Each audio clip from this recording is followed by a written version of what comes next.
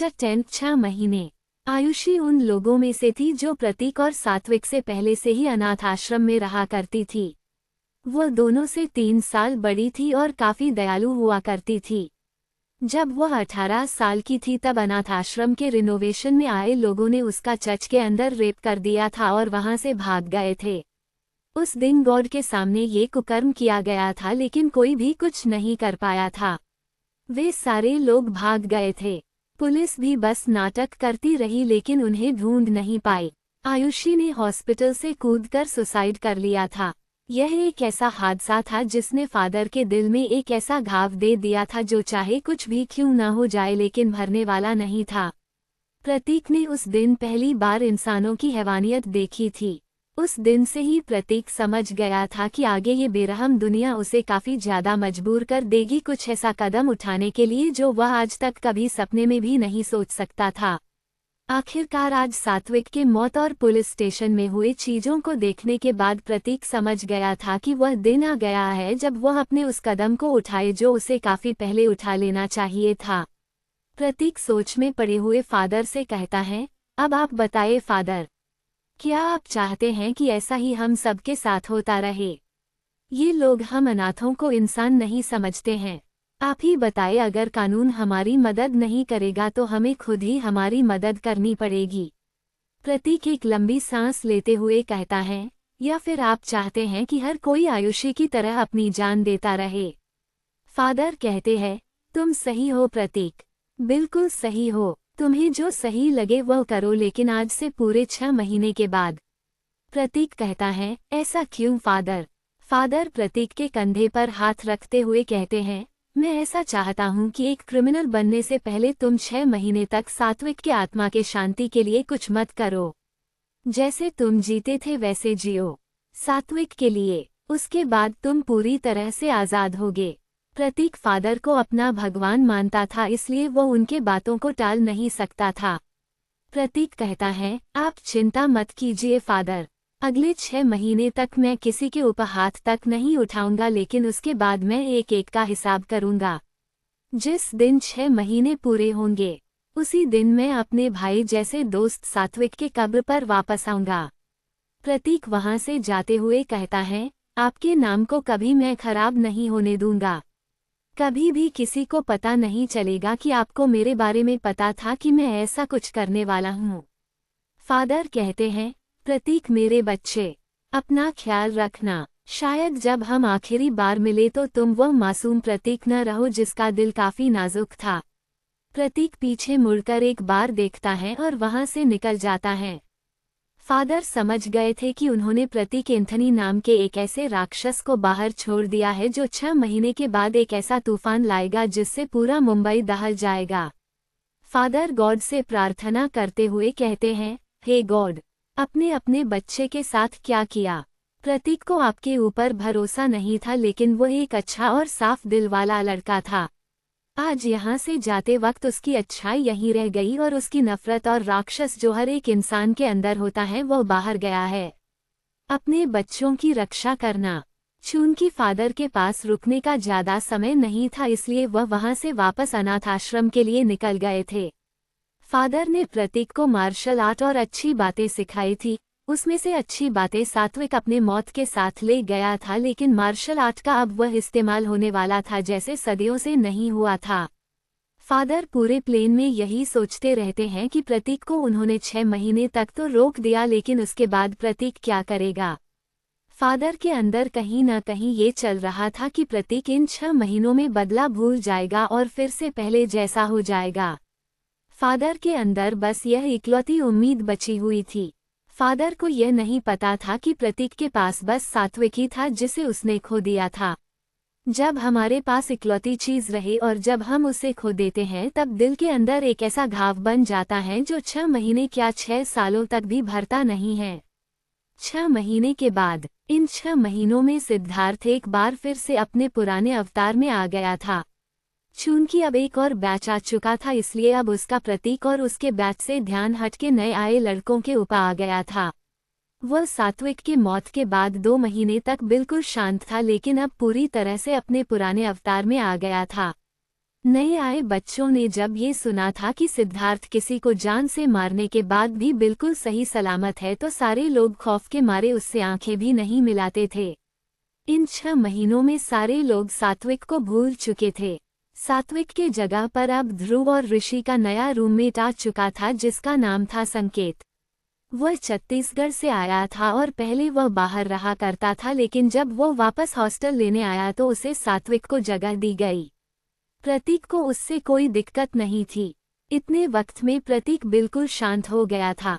उसे देखकर कोई भी यह कह सकता ही नहीं था कि प्रतीक 6 महीने पहले इतना गम में था कि वह एक जिंदा लाश की तरह हो गया था, लेकिन अब वह एक नॉर्मल इंसान की तरह हंसता खेलता था। जब प्रतीक और उसके रूममेट्स के सारे क्लास और काम खत्म हो जाते हैं और वे अपने रूम में लौटते हैं तभी संकेत कहता है, एक बात बताओ ऋषि, यहाँ कैलेंडर में आज के दिन को सर्किल करके क्यों रखा है? आज कोई स्पेशल दिन है क्या? किसी का बर्थडे है क्या? ऋषि भी उस डेट को देखता है और कहता है, मुझे नहीं मालूम। प्रतीक से पूछता हूँ। ऋषि अपने जूते उतार रहे प्रतीक से कहता है, ये कैलेंडर पर तुमने आज के दिन को सर्किल बनाया है क्या? कोई जरूरी काम था क्या आज?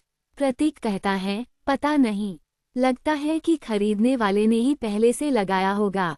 मेरा उससे कोई भी लेना देना नहीं है। संकेत कहता है, ओह मुझे लगा कि आज कोई स्पेशल दिन है। ऋषि कहता है, तुझे एक बात पता है, एक नई आई जूनियर लड़की मुझे पसंद आ गई है। क्या दिखती हैं?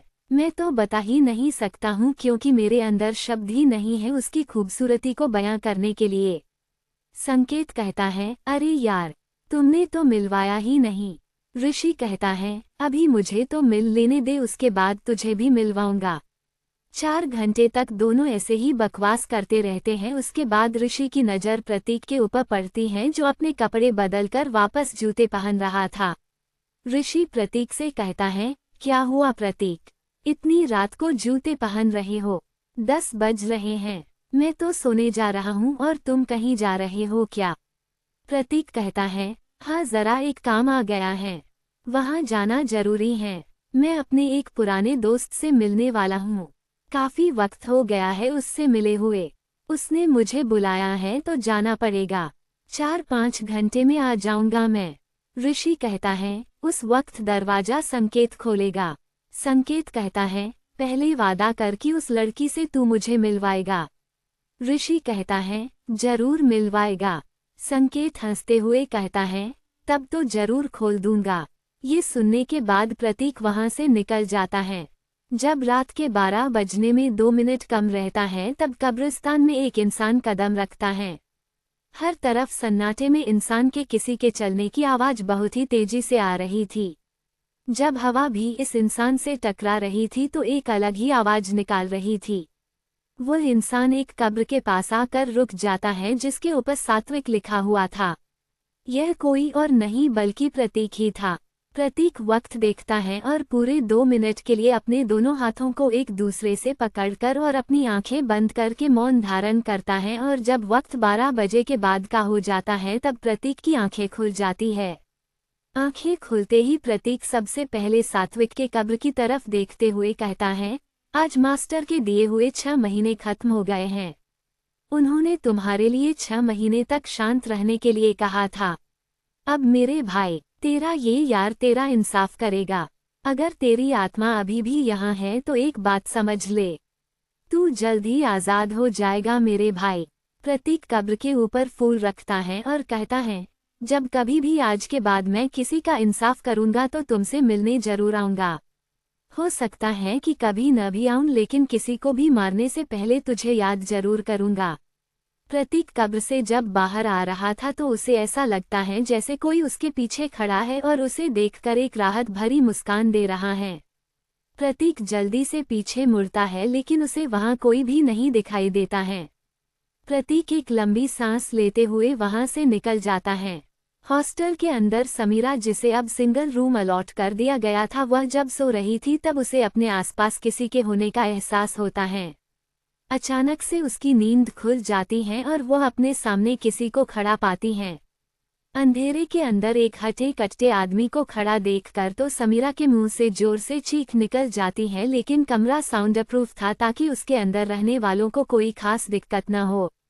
कमरे से आवाज बाहर नहीं गई थी, लेकिन अंदर तो समीरा डर के मारे कांपने लगी थी और उसके पूरा शरीर पसीने से भीग गया था। समीरा को तो ये पता ही नहीं चल पा रहा था कि सारे खिड़की दरवाजे बंद होने के बाद भी कोई कैसे अंदर आ गए था और उसके बेड के सामने ही खड़ा था। जब काफी देर तक वह खड़ा आदमी कुछ नहीं करता है, तब समीरा की स्थिति थोड़ी सी अच्छी होती है। जैसे ही वह आगे बढ़ने की कोशिश करती है, वहां का लाइट जल जाता है और समीरा एक बार फिर से डर के मारे पीछे हट जाती हैं। तभी उसके सामने खड़ा आदमी उसे अच्छी तरह से दिखने लगता है, जिसने अपने मुंह के ऊपर रुमाल बांधा हुआ था और हाथ में ग्लव्स भी पहना हुआ था। समीरा उसे देखते हुए कहती है, कौन हो तुम और यहाँ आए कैसे? तुम्हारी हिम्मत कैसे हुई यहाँ आने की? तभी समीरा की नज़र बालकनी के खुले हुए दरवाजे पर पड़ती है। तब उसे एहसास होता है कि प्रतीक आखिर अंदर आया, तो फिर आया कैसे? प्रतीक कहता है, तुम सात्विक को जानती थी? समीरा कंफ्यूज होते हुए कहती है, कौन सात्विक? मैं किसी सात्विक को नहीं जानती हूँ। इस नाम को मैंने पहली बार सुना है। ये सुनकर प्रतीक का दिल फिर से टूट गया था। जिसकी वजह से सात्विक की मौत हुई थी, उसी ने सात्विक को भुला दिया था। प्रतीक अपने चेहरे के ऊपर लगाया हुआ मास्क हटाता है और कहता है, मुझे भी पहचानती हो या फिर नहीं? To be continued.